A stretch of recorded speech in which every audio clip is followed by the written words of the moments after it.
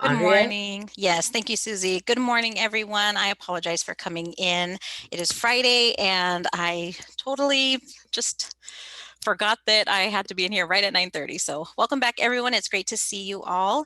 Hopefully you all had a very restful and enjoyable and healthy, safe break. We are going to go over just a few rules before we start. So you are in our session, Rising Scholars in California's Community College. We did have a slight change in our um, lineup today for our presenters, but we do have a great session in store for you still. So faculty, I just want to give you a couple reminders. You do not have to post your name in the chat today, as your attendance will be tracked automatically. So there's no need to post anything in the chat. Let's leave that open for any questions that we might have. I know you've all probably heard it 1,000 times, but we'll just go over some quick Zoom etiquette before we start. Please keep yourself muted during this time to allow our presenters to go ahead and go through their presentation.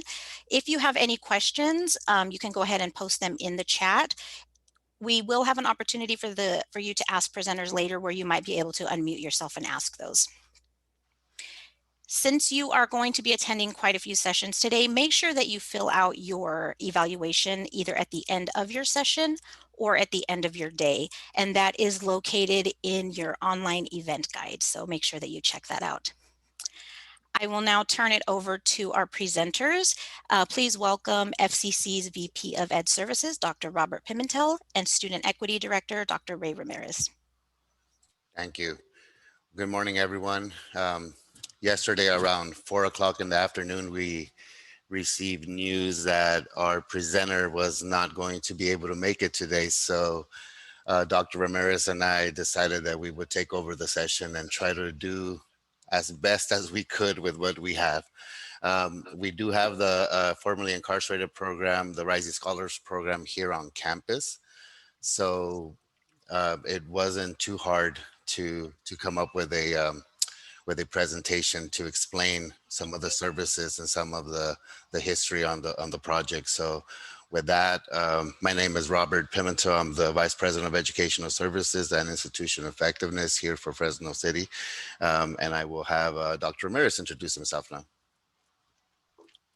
Thank you so much. Good morning, everyone. Welcome. It's good to virtually see you all here. And again, to echo Robert's sentiments, we do apologize as we are not the starting quarterbacks. We are the backups, but we will do our very best as the backups. Nonetheless, we hope we've prepared a presentation that is insightful and meaningful to all of you. Chelsea, our colleague from the Chancellor's Office, was going to focus on the Rising Scholars program more broadly in terms of the statewide program and some future goals. And instead of focusing on the statewide Rising Scholars program, what Robert and I will do is focus on kind of some background information and what we're doing here at the college. So again, thank you for being here, and we appreciate your flexibility with us. And you have the first slides. Let's see here. Doesn't seem to advance rather quick. There we go. So just a little bit of policy and funding background. It's important to provide this information to you all. This is really what is the impetus for the Rising Scholars program, which is intended to serve currently and formerly incarcerated students. And I'll actually turn this back over to you, Robert. I know actually our very own Dr. Pimentel played a very influential role in the execution of the bill, Senate Bill 1391. So Robert, do you want to talk a little bit about SB 1391? Yes, so Senate Bill 1391 allowed us to go into the facilities, into the prisons, jail systems, juvenile justice facilities, to be able to offer face-to-face instruction. There is whenever you offer a class anywhere, the class has to remain open to the public. And naturally, if it's offered inside a facility, a prison, for example, or a juvenile justice facility, it would be very difficult for the public to go in and take that class with the students there. So in 2014, we worked with the Chancellor's Office, and we worked with the Department of Corrections and their superintendent of education to try to change that law to be able to allow us to do some work inside the facilities. SB 1391 was actually passed before AB 288, which allows us to go into the high schools. We were doing this work a little bit before that, so it passed a little bit before AB 288, which allows us to go into the high schools and have closed sessions as well. So in 2014, we started a small, very small prison education program, and we were focusing mostly on kind of like work readiness skills and career technical education on a very basic level. But then it started to grow, and we started to see that the students and inside the facilities were actually very focused, and we thought they might end up doing very well in some of our transfer level classes and some of our advanced career technical education classes. And that's when a lot of the colleges around the state started to introduce more and more classes. Some colleges have thousands of students inside the facilities now. The institution that I came from, we had about 500 students inside Pleasant Valley State Prison, Corcoran State Prison, and Avenal State Prison. And I know our neighbors to the south, Bakersfield, they have a very large program out there as well. They serve Delano, Corcoran, and some of the other facilities around them. So with the passing of SB 1391, it really did open the doors for some of our students that were inside the jail system to be able to start taking these classes and start advancing their education. You could go ahead and start talking about the other ones, right? Thank you. You're muted.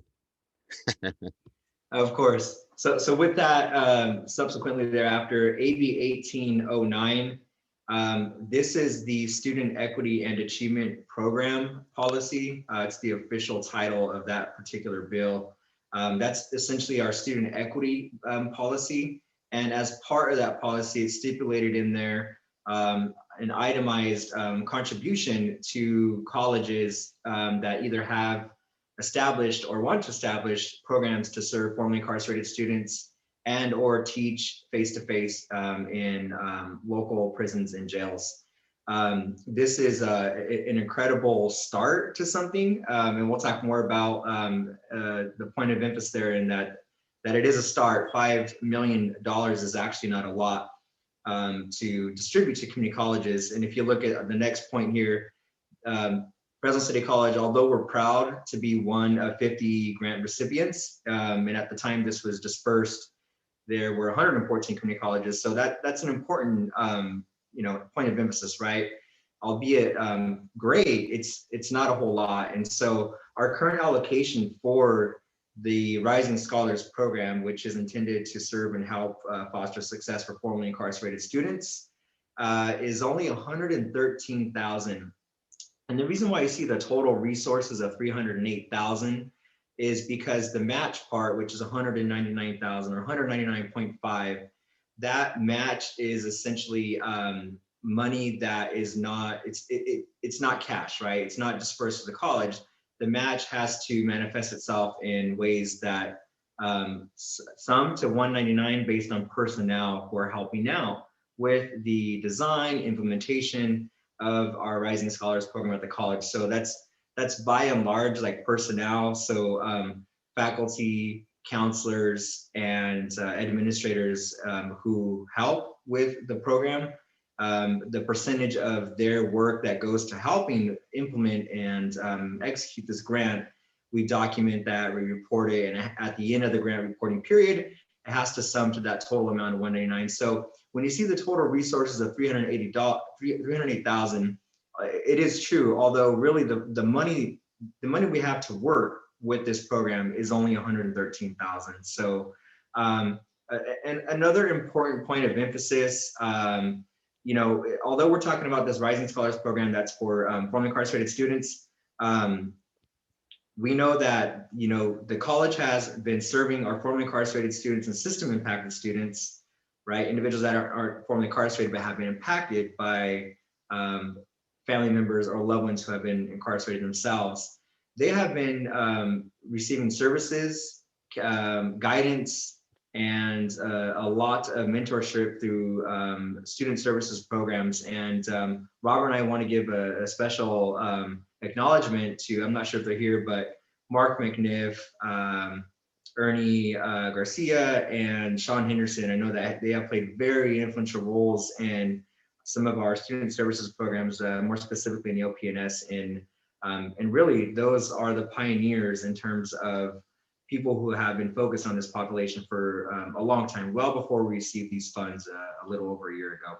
And I would like to add that the funding was primarily going to institutions or colleges that were offering classes inside the prisons, and Fresno City is not one of them. We don't have a prison around us that belongs to our service area. So we got funded because we serve so many formerly incarcerated students. The problem with data is that we don't capture that data anywhere. So all of the data that we have on formerly incarcerated students is self-disclosed. And the beauty of this is that we are able to collaborate with our partners over at EOPNS, and they pretty much have been referring students back and forth because they self-disclose to Mark or to Ernie or to Sean or to whoever they're talking to over there. And they let them know that they are formerly incarcerated, system impacted. And so then we're able to pick up and help them out a little bit more with this project. Yeah, and I'll add to that. That's a really important point. We in EOPNS and some student service programs, there's ways of tracking and documenting students who self-disclose being formerly incarcerated, right? We don't have a systematic way to track those data based on students who would identify as formerly incarcerated. And as you might imagine, there's many reasons why we have not done that, and why the system itself, the Chancellor's Office, has not included that variable of formerly incarcerated into the CCC Apply system, because it's very stigmatizing, it's very off-putting, right? And those aren't the types of messages that we want to send to students, particularly formerly incarcerated students who are considering one of our community colleges to enroll in. So I know that the Chancellor's Office is looking at that and trying to include that variable, and that would help us, but currently we don't have a very good way of documenting and tracking those data college-wide, but we hope that that will improve in the future. There, next slide. Trying to advance here. There we go. All right. So I have a quote here that I pulled from the Chancellor's Office website. And I have this up here to kind of demonstrate the why for the Rising Scholars Program, or the funding that was allocated to the colleges through the policy mechanisms. And really what it kind of boils down to is two imperatives, if you will, and it's not exhaustive, right? But overarching. So the economical imperative and the moral imperative. For Robert, myself, and for the colleagues who work in student services who have been serving this population far before we have, I think for us, the reason why we do this work is the moral imperative, right? And so the moral imperative being that if you understand the history of incarceration in the United States and the current state of the prison industry, really, as it were, then you juxtapose that to the individuals who are in those prisons. And what we see and what we know is that the majority of those individuals are from marginalized populations, predominantly African-American, Black, and Latinx individuals. Not all together, but in the state of California, in our local service area, in our jails here and beyond, you can liken the population of individuals in terms of their demographics to our students in our community college who are disproportionately impacted. So when those individuals, wherever they're being released from, whether it's a prison, whether it's a jail, we just got connected with a student yesterday without revealing a whole lot of data about the student, a student who has been incarcerated for about 30 years, is approximately 70 years old, And we're trying to teach the student how to use the internet so we can get the student connected to enroll in the college. And so we're doing that because we know that education in the community college in particular, because we're an open access institution, it truly can be the launch pad to a better quality of life, right? And so without having that launch pad or that stepping stone, if you will, and resources that we get through the Rising Scholars policy and the funding, then we would not be able to meet that moral imperative. And so there are some economic implications as well, certainly, right? It costs a lot more to incarcerate a person than it does to educate, right? And without getting into some philosophical views and beliefs that I have, what I will say is that there's something currently wrong with our societal norms when it is normal to spend that amount of money and devote those many resources into keeping people incarcerated rather than educating. There's something that is not working there, but at least we can do a little bit on our end with the Rising Scholars program and the stuff we have going on at the college. Yeah. Robert, did you want to add anything? Yeah. The recidivism rates for individuals that do not have an education at all, not even a high school diploma, is all the way up to 60%. When they have a high school diploma, it begins to go down. And when they have a college degree, it goes down to 19%. And that's the latest research out there on these rates. So it really does make a huge difference once these individuals that are incarcerated and come out and start getting educated. It changes their life completely, and education does change lives, and we know that for a fact. So especially in these populations here. Definitely.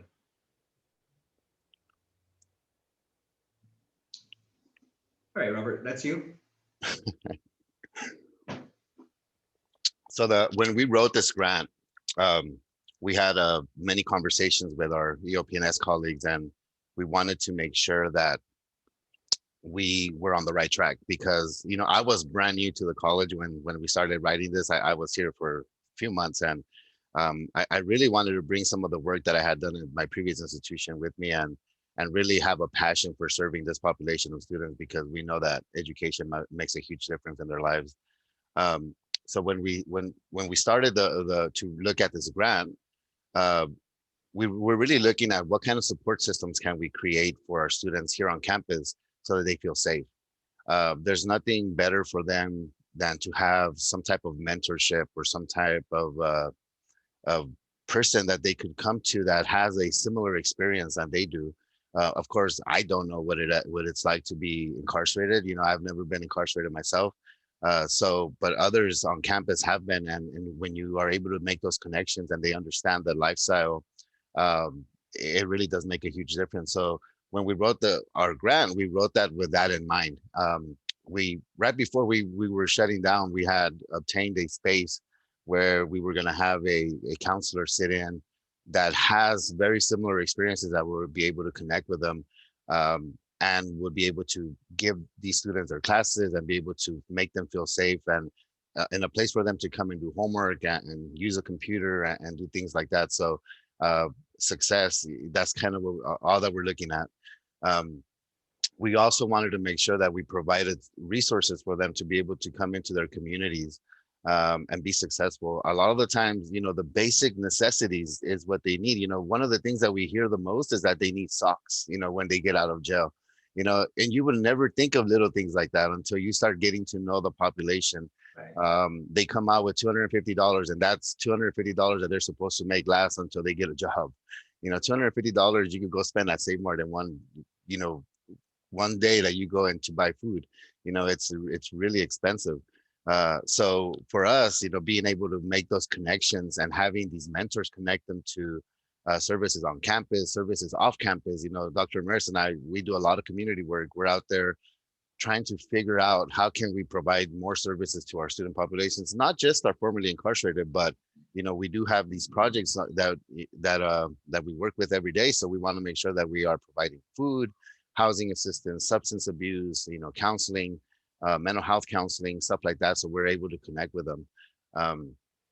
So the main thing of it all is to try to get them through their educational goals. And We have several that we're working with right now. Our mentors right now attended Fresno City College, and one of them just graduated with his bachelor's degree from Fresno State. The other one is probably close to it, probably doing going into to their last year, and we work very close with the program at Fresno State to try to, again, connect them, make those connections, because once they leave us, you know, they've been used to working with people here that have that similar experience. We want to make sure that the university that they go to also receives them with that same uh, enthusiasm that we serve them with. So, Dr. Mears, you work with them every day. You want to say a little bit more about that? Yeah, thanks. You know, so much to say. The peer mentor component of the Rising Scholars Program is probably one of the most important components of the program. And to Robert's previous point, not being previously incarcerated, right, doesn't allow one to connect with those who have been, right?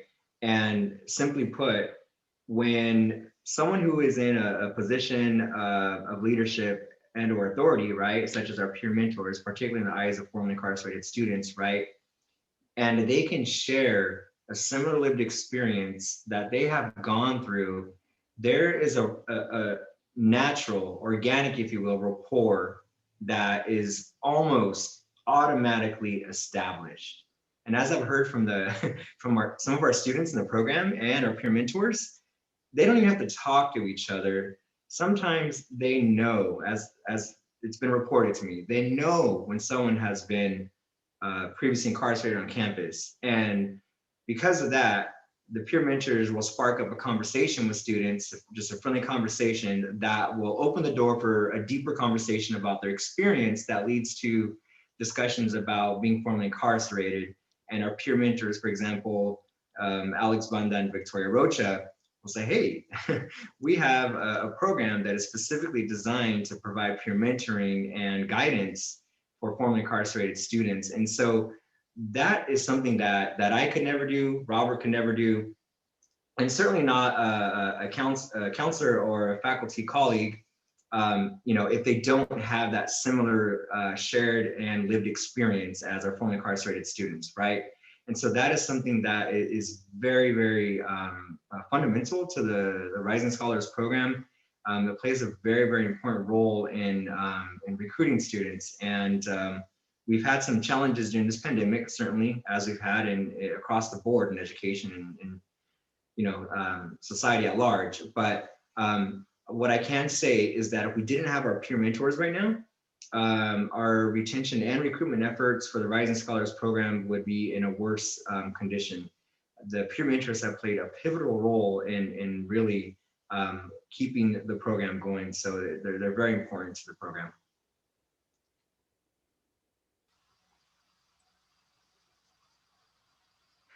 So these are the official grant objectives. This is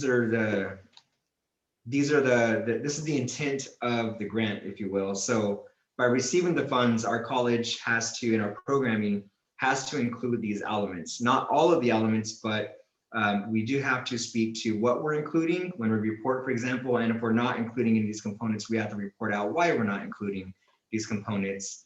But we are meeting the intent of the 9 items that are listed here. And the one that I just previously talked about, the peer-to-peer mentoring or peer mentoring component, number 6, really one of the most important ones. Starting with the first one, professional development for staff in the region. We were going to host the first inaugural formerly incarcerated Rising Scholar Symposium last semester.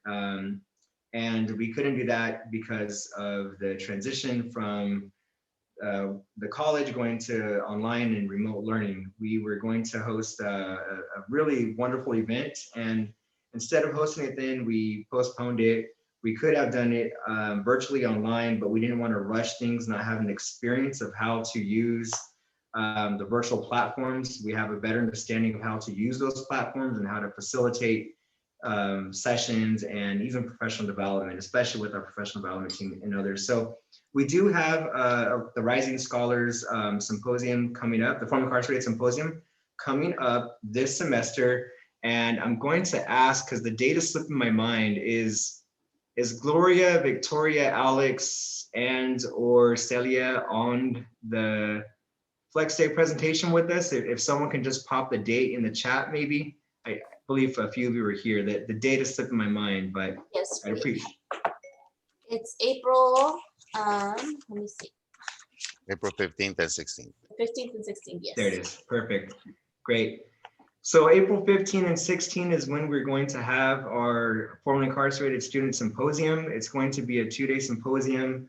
We are going to have panel discussions. We're going to have breakout workshops, and we're working on an opening presentation from Chancellor Eloy Ortiz Oakley. Something I will say about the Chancellor of the California Community College System is this is really something that is a passion of the Chancellor's, and something that he is monitoring very closely. So we're hoping that we can get him out to provide some opening remarks and an opening presentation for that symposium. But again, please save the date. And so with the second one here, the transitional material services and outreach inside colleges, local jail. This is something that we're not doing a whole lot of beyond the JJC, the juvenile, the program that Robert was previously talking about. We did try to establish a relationship with our local jail, and it wasn't feasible. And I think that's an important point for the audience to know, because we do have a sizable local jail. Robert, do you want to talk a little bit about our attempts to partner with the local jail? Yeah, our jail system here in Fresno is very overcrowded, and a lot of the rooms that are normally used for education and for other purposes are being used to actually house inmates right now. So the sheriff didn't really think it would be a good idea at the time. I kept asking her last year to give us a classroom, and they really couldn't come up with one. They were very excited that we were trying to come in and do the work there. The problem was that they just couldn't find the room for us. And so we ended up going out to the Juvenile Justice Center and offering classes there instead. Thank you. So with the next grand objective is to improve our program of student support services for formerly incarcerated students and services to incarcerated students. We're primarily focusing on the formerly incarcerated. For the fourth component, academic counseling, we do provide academic counseling. We have some part-time counselors that have assigned a set number of hours to counsel our formerly incarcerated students and help with their navigational experiences on campus. We're trying to grow that area of support and expand on that, but we'll talk more about that later. The fifth piece, academic tutoring. This is something that we do as a handoff when we do connect students to receive the appropriate levels of tutoring. And what I mean by that is instead of referring one of our Rising Scholar students to a program, it's very important for us to refer them to a person that we know their name, there's a relationship, and we can say, hey, so-and-so is going to help you in ETC, or so-and-so is going to help you in the PASS Center, in the virtual PASS Center. And I know this person, and this person is willing to help you and going to make sure that we get the support that you need with your coursework, for example, right? And so that helps foster better help seeking behavior with our formerly incarcerated students, instead of just sending them off to programs. So this is something that is a handoff, and it's really predicated on relationships. The peer-to-peer support, I won't belabor too much anymore. Financial aid information and application assistance. Our peer mentors provide this level of support, and when they can't provide financial aid information that's beyond their functional area, they'll refer them to one of our 2 part-time counselors that provide services to the Rising Scholars Program. And if we can't find the information and or support that the students need, then certainly we refer them to one of the professionals in financial aid. So career counseling and placement assistance, we also do provide, and certainly referrals to on-campus and off-campus resources. I don't have anything to add to this one. Yeah, I'm for some reason, it takes me 1, 2, 3 clicks for some reason to advance the slide. All right, Robert, that one's yours. Yeah, so when we started looking at all these programs, we noticed that there was a club that was started here on campus, and Monique Reyna was the advisor for that club. And she has been able to organize and be able to get a lot of students to come together and form this club on campus. It's the club is actually nationally recognized. Um, I know that they are a part of the national organization and they work really closely with them, but they were doing the work by themselves. They just felt like this population of students wasn't well represented here on campus, so they decided to start advocating for each other. And so we started attending the meetings, and we saw the huge need for us to be able to do something more for that population. So we decided to start looking at grants and start looking for more funding to help them. But shout out to Monique. She's done an amazing job. Absolutely. Um, Keeping everybody on track. Some of these individuals, they have to work, so they have to work around schedules and come and go. But if you have ever attended meetings on campus, Ray and I were talking last time, and some of our best meetings happened with this club. Absolutely. Very interactive, very high level thinking individuals just talking about society and talking about how to make changes in their own community, and very motivational. If you ever get a chance to attend one of their meetings, if you want to volunteer to come in and do some advising with them or work with them, I would highly recommend you to do that, because uh, they have some great ideas, and when they are working together, they do some great advocacy work. I know Sean's in the room, and Sean's been a part of this as well.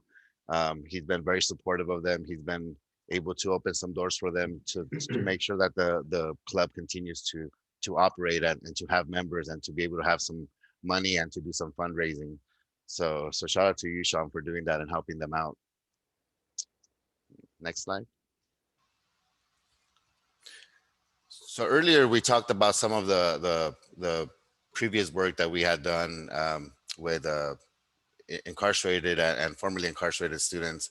One of the policies that we were trying to change was our ability to offer online education in the prisons. As you can imagine, there is no way for them to have access to the internet.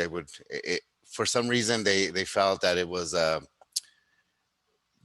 they would be doing other stuff, which is probably true. A lot of, depending on how you open the internet up inside a facility, it would be really difficult to offer the classes online for them. But we were able to work with the Department of Corrections and the State Chancellor's Office to be able to change that policy. And from what we have heard, is still under development, and they are working really hard to have classrooms that have access to online programs, especially right now with the pandemic. A lot of the classes that were face to face out there have slowly become correspondence courses, and it's a lot difficult. It's very difficult for us to do correspondence courses. We don't know who's actually taking the class. It could be someone else taking the class for them. So those are a lot of the questions that come up usually with faculty, and those are reasonable questions to have. So for us, if we were able to do online education and maybe have them sit in the classroom. But so far from what I know, I believe they were trying out one of the prisons in the Bay Area. They were doing some coding classes, and it seemed to be working very well. They couldn't take the computers anywhere. They were monitored the whole time, so it worked out very well. We do have the ability to do that inside the JJC, which is the Juvenile Justice Center here in Fresno, but it's very monitored. It's very well monitored. So it's taking some time for us to be able to get the prison staff and the jail staff to really open their eyes and really understand the work that we're trying to do in there to change, especially in the Juvenile Justice Center.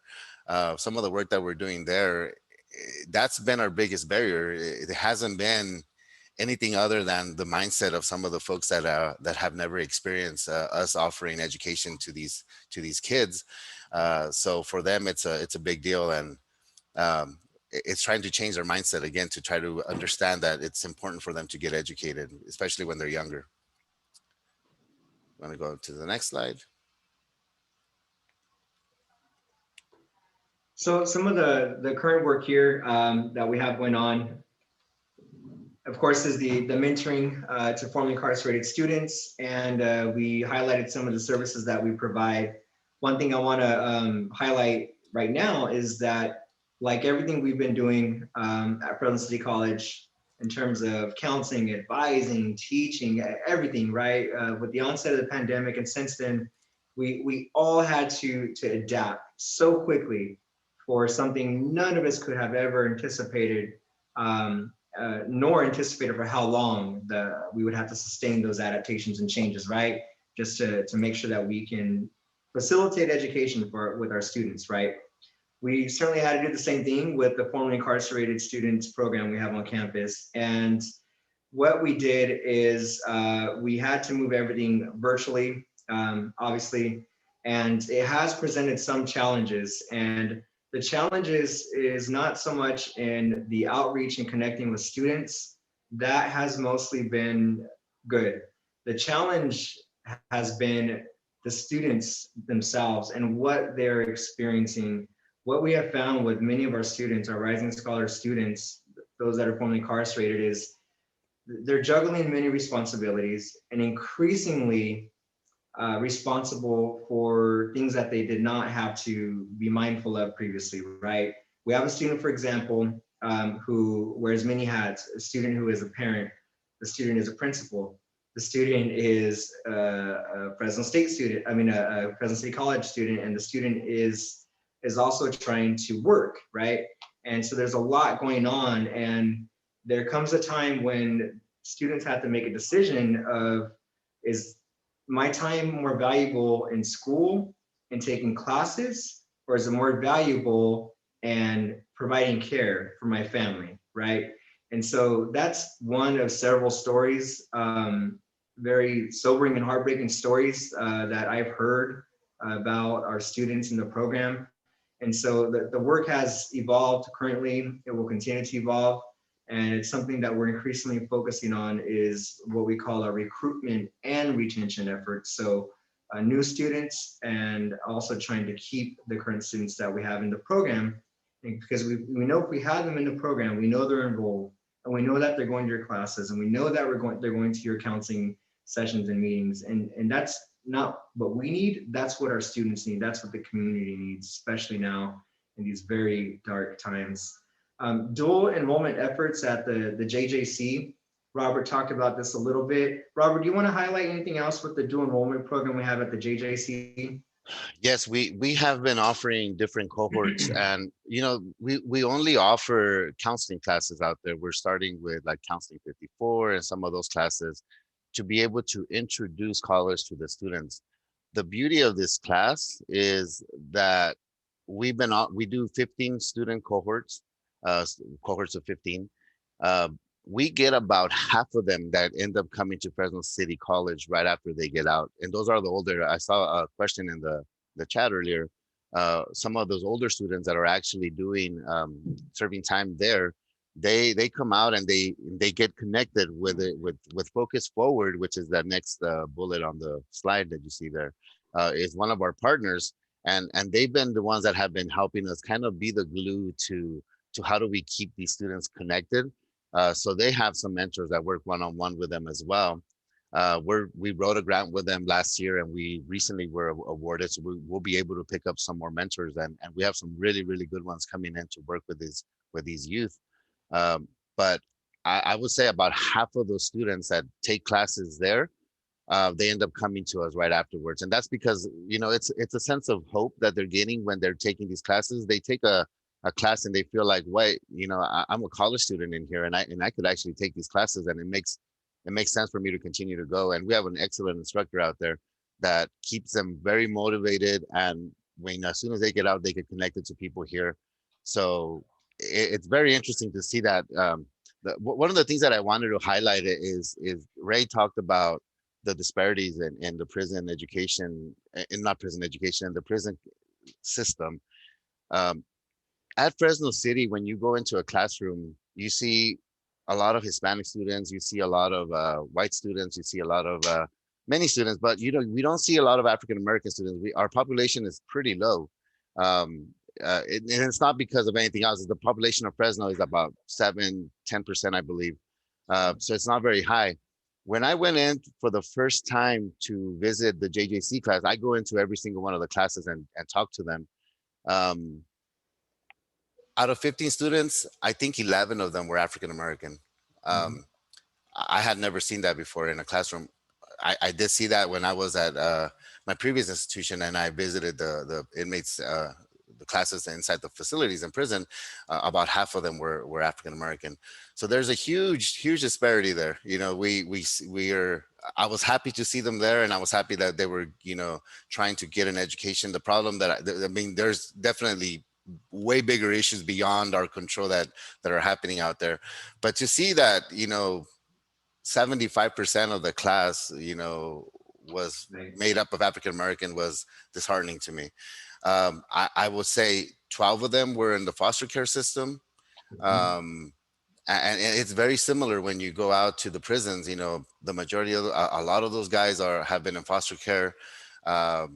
They've been abused, you know, so there's a lot of mental health work that we have to do as well out there when we are working with these students. But, you know, when we get them here on campus, that's why we try to nurture them and try to connect them with the right people so that we could make sure that they don't fall behind or just quit altogether. You know, we are seeing right now with the pandemic a lot of substance abuse happening. A lot of our students, unfortunately, are going back to jail because they can't find employment. I saw a question in the chat earlier or a comment that talked about we have to do better because, you know, they are getting discriminated when they go find jobs. And that's true. You know, we're seeing that every day. You know, we're also trying to help our students get employment, and some of those backgrounds come back to haunt them for a long time. So it's on us to really try to do that work and help them navigate the workplace and how to go get jobs and how to create a good resume and how to answer questions truthfully so that they could enter employment and keep a steady job.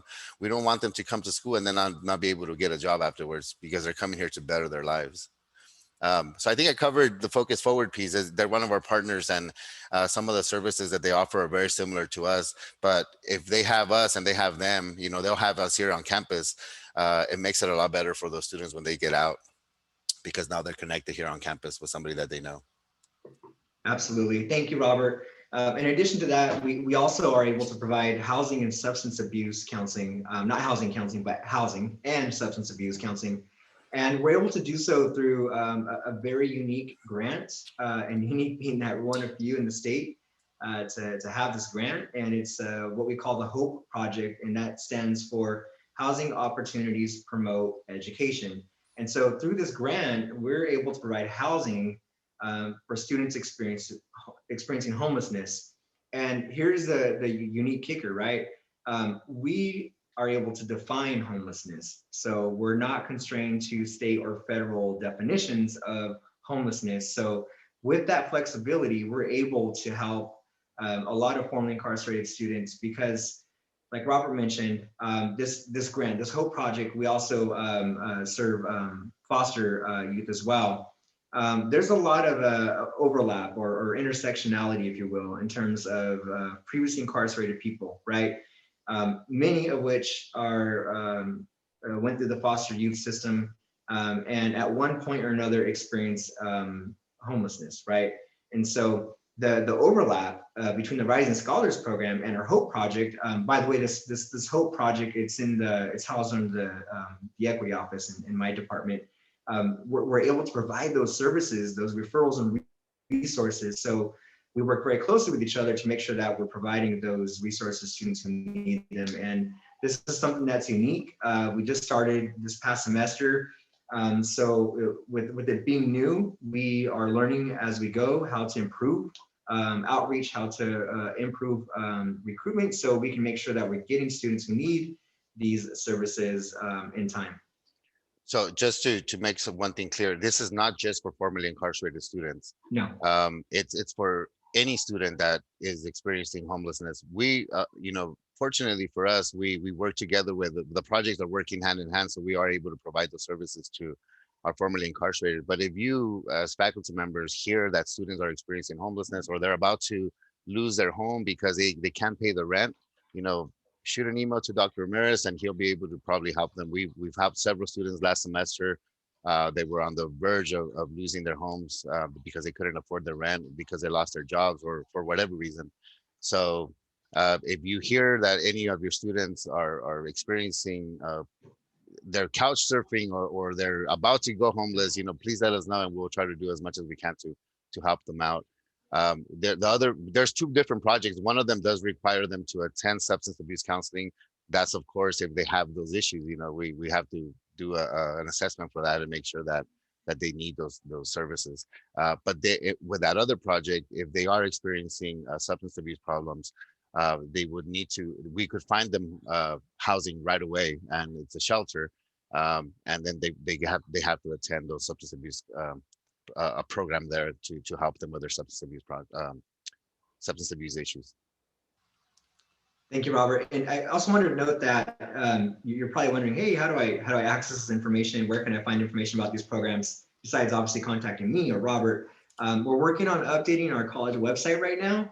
The student equity website. Don't go to it. It's very outdated. Some old information in there, some good information as well. But we're updating that website as we speak, and so the information for these programs and more will be on the website shortly. I anticipate over the next few weeks or so. So future work. We talked a little bit about the context, background, and some of the work we're doing currently with the Rising Scholars Program. And now we're going to highlight some of the future work and what we're planning for and anticipation for the what ifs, right? And what we hope to accomplish. So resources and sustainability, right? Two very important terms in community college, as many of you know. This grant, as previously noted in the beginning of the presentation, it's a humble amount of money to do a voluminous amount of work, right?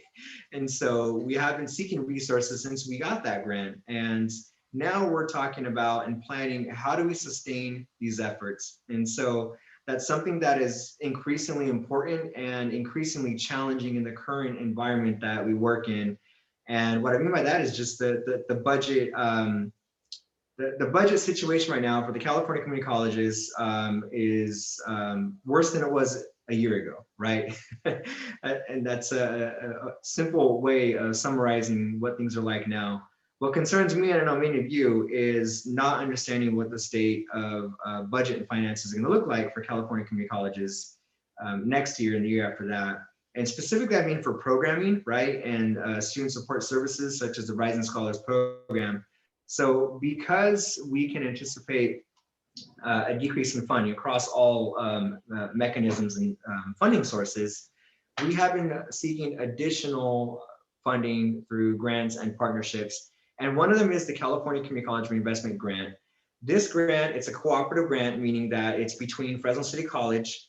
Actually, our foundation is the financial recipient, technically, right? So the foundation at the district office and Fresno City College and the Fresno County Public Health Department, we co-wrote a grant that we submitted, and reportedly our grant is receiving favorable attention.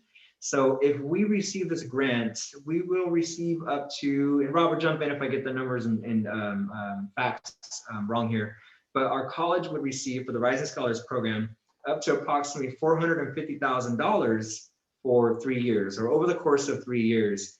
And what we wrote for in that grant is includes items that we currently have budgeted in our Rising Scholars Program to sustain those efforts, because the Rising Scholars grant that we have right now, it's going to sunset at the end of this fiscal, and that's not too far away.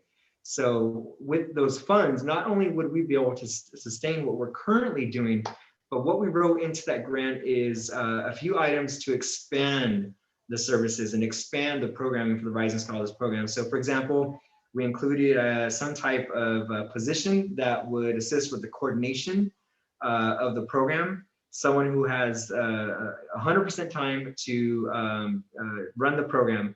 Right now, I'm running the program in collaboration with my colleague, Celia Martinez, who's on the call. But we both also do a lot of other things with our respective positions. And so we really need someone who has that full dedication and time that can be allocated to the Rising Scholars Program. It really needs that attention, right? So we wrote that into there, and a few other counseling positions and support positions and more peer mentoring positions into this grant. And if we receive that, and I suspect we will, then that will not only help us sustain what we're currently doing, but expand the program. But as you know, that is a grant, and like all grants sunset. So we continue to seek and work toward resources to continue the program, to grow the program. And you know, if we weren't in a pandemic, what Robert and I would be doing very feverishly is working on a proposal to submit to our college to consider some type of funding, general fund resource allocation. That's just not something that's viable to entertain or even bring up right now. Nonetheless, Robert and I are in conversation about how we can do that in the future. When and should the financial state of California community colleges improve, then that's something we could look at. But until then, we are seeking many resources through Focus Forward, as we talked about, another cooperative grant, and the California Community College Reinvestment Grant Program to sustain current efforts and grow them into the near future.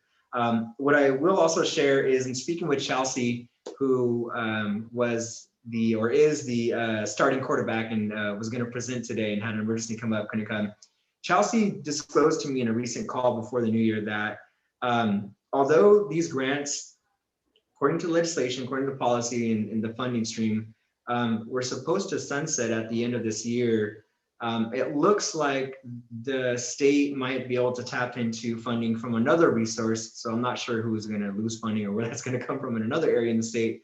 But there are talks and plans at the state level to continue to provide resources, funding to the 50 college recipients of the currently and formerly incarcerated student reentry grant programs. So I'm not going to hold my hat up on that. I'm just going to hold on to hope with that, and it would be great because that would further allow us to sustain and expand our current efforts with the Rising Scholars Program.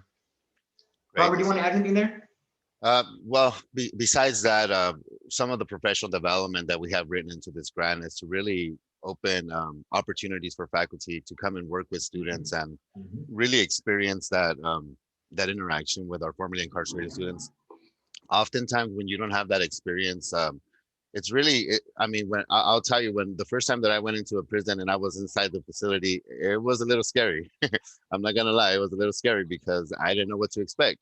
You know, but when I was in there, I found that, you know, nothing but respect, you know, very respectful. The students were very engaged. The professor that I had placed out there to work, she was teaching an economics class out there. And I'll never forget that she didn't want to work out there, but we had some issues on campus that, you know, where she couldn't make her load. So I had to put her out there for that semester. And she did not want to go out there. She was a very,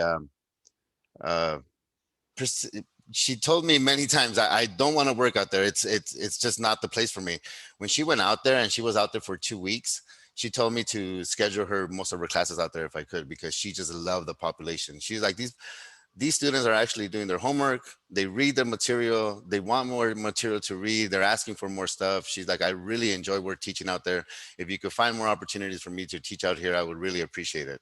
And that comes from a person that just was not having it at first. But it was an interesting experience to say the least.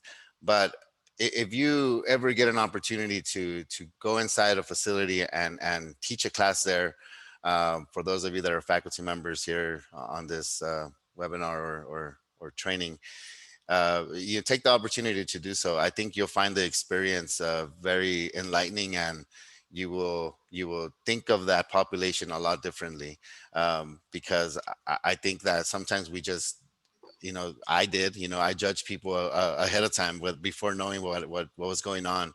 And yeah, of course, people inside a facility have a lot of time on their hands, and they are able to do the reading, and they are able to do a lot of reading. That's why it's important for us to support them when they get to the campus, because, you know, when they are inside and they're taking classes, they have 3 meals, they have a roof over their head, they're not taking care of children. So they have a lot more time on their hands. But when they get out, it's when the hard work begins. And we've been lucky enough to have the support of our police department on campus, our police department with the Fresno PD. We've been able to work out deals with probation and parole. You know, a lot of these individuals that come out of jail, they have to be gang affiliated when they're in there, because that's kind of the way they get classified. They have to do that. There's a lot of prison politics that I don't know much about, but you know, I'm sure if you sit down with one of these students, they'll tell you. So they have to be gang affiliated. So when they get out, sometimes it's hard for us to connect them with some of our mentors, some of the people on campus, because they don't want gang members to interact with each other if they're on parole or probation. So we had to work out deals, and we're still talking about that with parole, and we're still talking about that with Fresno PD, and they've been pretty good about leaving our students alone here on campus, and our campus PD has been great. So no complaints there, but you know, we there's a lot of work for us to do with this population. It's a very special population for us, that along with our foster youth that we serve every day, because those go hand in hand.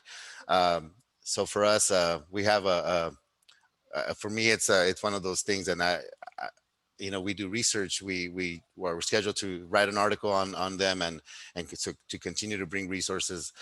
So with that, if you have any questions, please. I don't know if we could unmute people, or how do we get to questions, but. Yeah, so thank you, Robert and Ray. So you are actually ahead of time. So this gives the opportunity for people to ask questions. We did have one question in the chat, and that comes from Kaylon. And I don't think this was covered in the presentation, or I might have missed it. But Kaylon is asking, any idea how many formerly incarcerated students we count amongst our students? The last time that we talked to Mark, he said we think we have over 700 students on campus. That's what he and then Sean may be able to answer that. Probably higher. He says it's probably higher. So yeah, it's a lot. We do have quite a bit. Sean, is Sean here? Yeah, Sean's there. Yeah, Sean, how many do you think we have, Sean? Well, it's the one group out of most that won't self-identify. Right. Right. And it's not a box on the application. And until recently, there really wasn't a reason to identify, because we didn't have coordinated services for this group, but probably close to 1,000 students on campus. Thank you, Sean. Yeah. I hope that answers that question. Yeah, it's a high number, and this is why it's important to have and yeah, you're right. They are scared to identify because they're afraid that they're not going to get services. You know, in the past, there was a big issue with financial aid, not being able to provide services to them because of that. So that's why they eliminated all that information from the applications. And so it's difficult for us. It makes it a little bit harder for us to track and to be able to recruit, because, you know, they have to come to us. And that's what's hard about, you know, working with this population. But we've been pretty successful, fairly successful in identifying and working with them. Thank you. And one of the points that you brought up about them not self-identifying or being able to self-identify on the application. I know for me, who works in outreach, and some of my colleagues are here from outreach as well. Do you have any tips or strategies on, I mean, we always support students and we know what type of population we have coming into the college, but do you have any strategies that could help us so that students would know, hey, give us a little bit more information so that we can hook you up with those services? Because that's the hardest part when we don't know students' backgrounds. You know, we want to be mindful, we want to be sensitive, we want to help them, but how can we do that better? Great question, man. Thank you so much. Excellent question. I think to answer your question, it's us working together. And I think a simple way to do so is, you know, the resources that you share when you go do outreach, right, with students. I think something I'd like to see us work together on and normalize is flyers and handouts, virtual now, I imagine, right, about the Rising Scholars Program. So when we share information about how to financial aid or how to apply, right, or how to choose classes, like all the how-tos, I think alongside that, maybe we can include something from the Rising Scholars Program, like with the resources and how to get in contact with our office for support. I think that's one way we could do it. But in terms of like, how do you approach the conversation? How do you bring it up? That is something we have to do. I see Sean kind of chuckling because there's not one answer. You have to do it very carefully because it can be off-putting, and they frankly are scared.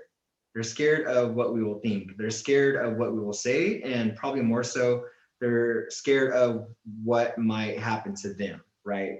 I ask them, so when did you get out? But somehow I couldn't tell you how it started. It's been a while now. Somehow they find me. Yeah, and that's I think that's the key right there. If you have counselors or outreach staff or any of the faculty that feel uncomfortable talking to a student because of the way they look, maybe they have a lot of tattoos on their face or they have gang tattoos or whatever, come find somebody that you feel that will be comfortable with them. Because I know that I've been called to student services before when we've had students that are sitting that are nervous. The student is more afraid of you than you are of them. I'm going to tell you that much right now. They are terrified to come to college because they have been incarcerated for some of them for very long periods of time. They don't even know they had never seen a cell phone. I mean, they had seen them in there, but maybe not to the point where they were actually using one. So it's really difficult. And that's one thing that we find is that we'll send somebody over there to talk to them and bring them over with them. And, the last student that I saw in student services before we went on shutdown, I was able to connect to one of our mentors, and that they came and, they had a great conversation. The mentor enrolled them to classes, helped them enroll. And when he was over there, he was terrified. The guy was terrified. He had just got out. He had been out for 3 days. So, for me, I went and sat down next to him and I told him, do you need some extra help? And he told me right away that he had just got out of jail. He didn't know what to do. He told me, I'm very afraid of what's going to happen when I come here. What am I going to ask for? I don't know what to ask for. So this is when the mentorship comes in, and it's very important for them to understand that there are people here that care and that will want to help them. And we want to get them comfortable on campus. Some of our mentors have gone through the process. They've already either graduated or they're getting close to graduate. So it's really neat to see that interaction between them, or come find Sean or come find Mark. Those guys, they've been doing this for 20 plus years. They know exactly what to tell them and how to work with them. Thank you. I'll get to a couple other questions that are in the chat too. And Natasha mentioned something that has kind of been an unspoken observation, at least I know in my office. A lot of the human services students fit that category, right? So sometimes as you're talking to students, because you have students who maybe have had problems or have been incarcerated and are now trying to give back in their way by coming to school and participating in a program where they can be helpful and they can serve as that support. So sometimes it's those little things that you got to catch and just really start like digging, and ask that question, Sean says, ask a little bit more questions or directly, to the student, because when they feel that authenticity, I think a lot of the times they're more open to receive it. So thank you for that. There are some questions there. Let's see. Sorry about that. They were coming in as we were talking. And also, if you have any questions, you can put your hand up and we'll go ahead and pull from that as well. So one person is asking, we publish every other program that we have. Why don't we publish this one? I didn't know that this was available, and I've been here for 18 years. So do you mean just information about the program, or you can go ahead and answer that, Ray or Robert? It's a great question. Well, it is a new program. It's about a year-old program, and though it's a year old, the reason why you haven't heard about it is because we haven't marketed it to the way that we want to. We know we need to improve. We need to really diversify our marketing and outreach services with the Rising Scholars Program.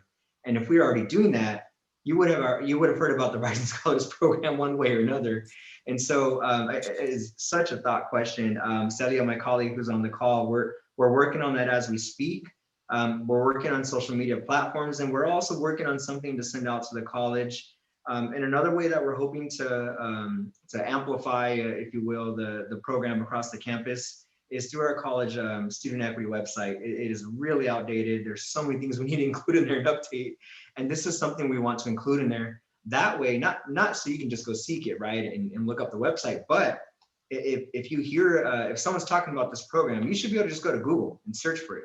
or our college website, even moreover, right? Go to the Fresno State College website and type in Rising Scholars, and you should be able to find something and who to contact and how to get involved with the program, how students can get enrolled and connected with our peer mentors. And we don't have that right now. And so we're doing it what I call kind of the original way.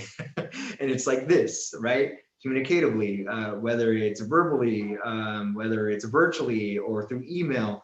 And there are several limitations with those methods and those modes of communication. So that's why you haven't heard about it. And we are working on trying to bolster our marketing efforts, really just start, because we don't have really any, but it's something we know we're aware of, and it's perfect timing. We just talked about this yesterday or the day before. It's Friday, so 2 days ago with my office.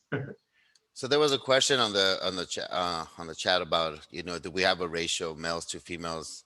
We don't have that ratio available. I don't know what it is, but we do see a great amount of females coming through as well. Yeah, I believe the majority are probably males, but we do see a lot of females coming through, and this is one of the reasons why we hired a female mentor to work with the females coming through. Definitely a little bit different to work with the population. It's different working with a female than it is to work with a male. This is why I think having that female presence there that works with them, not that we can't work with them, but it's different because the experience, I believe, it's a little bit different when they were incarcerated. So that's kind of where that connection is made. Females connect with a female person that was incarcerated. Thank you. And then Gerard, I see your hand is up. I'm going to get back real quick to Natasha's question because she wanted to clarify that. Natasha, did you want to unmute yourself, or are you able to unmute yourself? Yeah, I can. Thank you for that. So I just wanted to clarify again with the sort of referral process. These are really great services that our students are really in need of. Based on our human services sort of content, our students really just share that in our classes freely, that they've been formerly incarcerated. And so I'm just wondering, it's like in a previous semester, I had called about the program and was told that it was sort of like in the planning process. You were going to do focus groups and wanting to identify students on campus so you can see what services they would need. So I was wondering if the program has moved past that, and is there like somebody, so if I have a student sitting in my office when we're in person, and that says, yes, they need these assistants, they need to connect with other students who've been incarcerated, they need mentorship, they need help with financial aid, etc., computer stuff, how quickly are they going to get services, and who do I speak to or email to in order for them to get connected to those services, so that they can get the help immediately with the program? Thank you, Natasha, for your question. They can contact either myself or my colleague Celia, and we can put them in touch with our peer mentors and or counselor, depending on what their needs are and what they're looking for.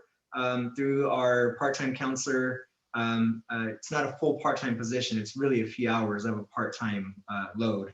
But anyhow, with that counselor and our peer mentors, between those colleagues, myself and Celia, we can find the resources that they need and refer them out if we need to. So I can drop our emails in the chat, and you can look them up, of course, through Outlook, but that would be the best way, Natasha, is to contact Celia and myself. Great, thank you. Absolutely, thank you for the question. And I'm dropping the emails in the chat. All right, and Gerard, you may go ahead and unmute yourself and ask your question.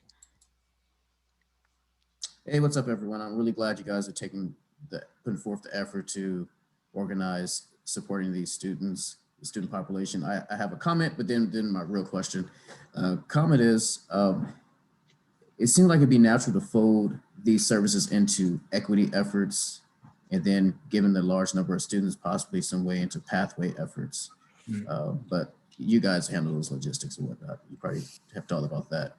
But my question is, what are our faculty or our colleagues who have been working with this population have to say about, particularly like Sean and Mark, those guys, and Ernie who've been working with this population for years, what do they have to say about what our campus to do? What are some top things our campus needs to make sure we do to best serve this population? Sorry to put anyone on the spot, or maybe Robert or Ray can echo some of the things they've been told. I think for me, when I've discussed this with Mark and I haven't really talked too much to Sean, but Sean is, he oversees some of these projects as well. But even in talking with the club, I think it could start with just recognizing that we have the population on campus, and really recognizing that they are as important as any other student, and that's kind of where I think the club is very important for the campus as a whole, because when they bring these ideas, they really need just the basic services. They really, and it's having that connection, having people that understand their experience is one of those things. Almost like going to a substance abuse counselor that that has never had substance abuse issues. You can't really relate, so it's really hard. So this is very similar.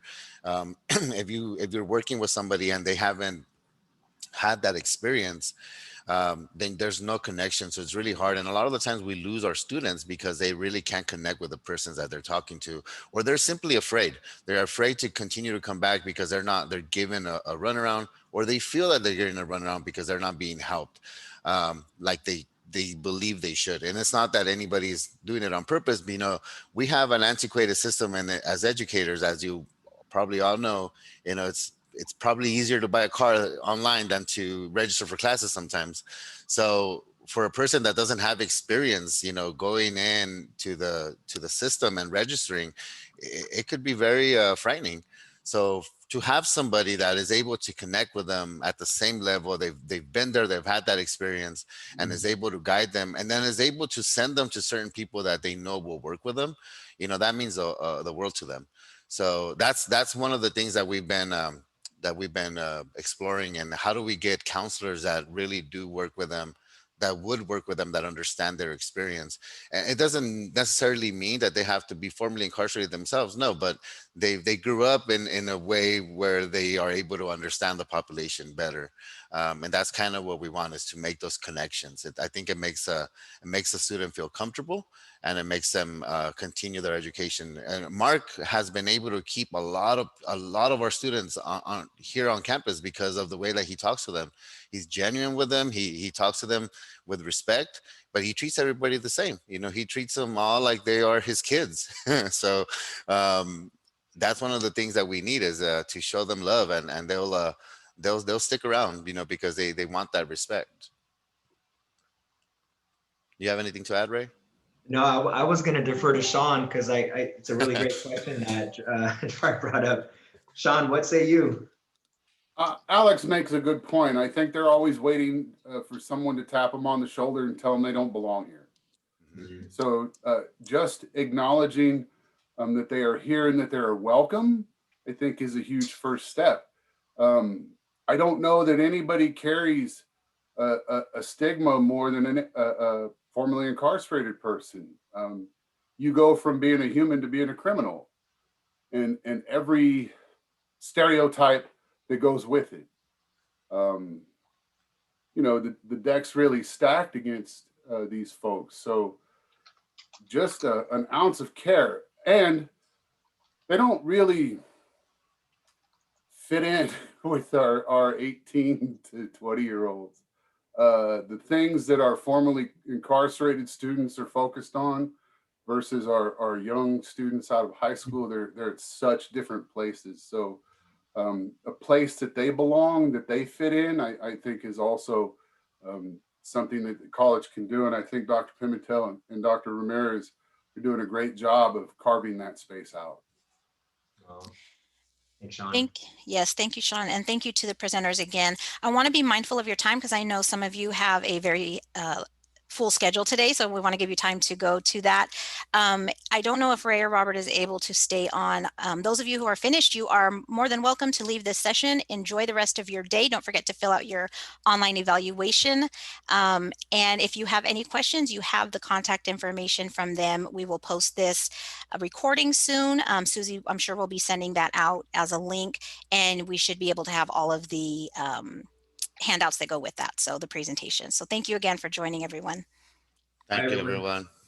I can stay, Robert. Can you stay? I can step a little bit, yeah. Yeah, we did have one question. I don't know if everybody's taking off yet, but it was about Starfish, and is there support referral services available for faculty to make those referrals in Starfish? Not yet. Not yet, something- okay. No, we need that. We need that. And to my previous point earlier, I was talking about the grant that Robert and I helped co-write with the Pleasant County Office of Public Health. We need the appropriate levels of personnel with the Rising Scholars Program. We don't have a lot of funding with that grant that we have right now, and so if we can get the additional support, we need someone who can manage that, right? So if we set up in Starfish, that's great, but we also need someone on the receiving end in our office with Rising Scholars to be able to direct those inquiries to the appropriate counselors, and just caseload management essentially is what we need to have, and we don't have the appropriate levels right now. But we've had the conversation. We started having those conversations already with I can't remember her name. She was doing a session yesterday. Natalie and I have talked about it, but we've Yeah. also talked about setting it up, connecting with Kayla? Yes. Oh my yes. goodness. So I am so sorry. It slipped my mind. Yes, Kayla. Yeah.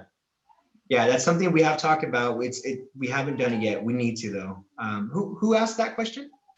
Who asked that question? That was Jonathan. I didn't catch the last name, and I'm not sure if he's still here. He might have popped out. Gosh, yeah, that's Um, it's a great question. It's we started working on it at the end of last semester. yeah, there was an initial meeting, but I don't think it's been set up yet. But there has been meetings with Kayla to set that up already. Yeah. Awesome. And then Sunny, who is still on the line, I see here. He did have another question as well. Oh, okay. How does one become a mentor? Who's the contact person for that? You can reach out to me. That's fine. Me. Yeah, no problem. Thank you, by the way. Who was that? Sunny Silva from Oh, Financial Sunny. Aid. Hey, Sunny. Yeah, you just reach out to me and we can talk about that. And yeah. You guys know Sonny's the mayor of Tulare? You're kidding. No, I'm serious. He's the mayor of Tulare. Really? No, I'm kidding. Yeah, I still think you're amazing, Sunny.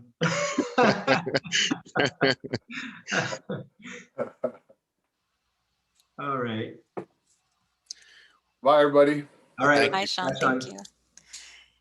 All right. And we will be closing the session in a couple of minutes to give you time to go to your next session. And if you have any other questions, Ray and Robert could answer those in the next couple minutes. Thank Sounds you, good. everyone. Have a good day.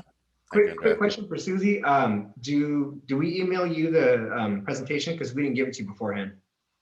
We just finished it like this morning. Like at 9:27.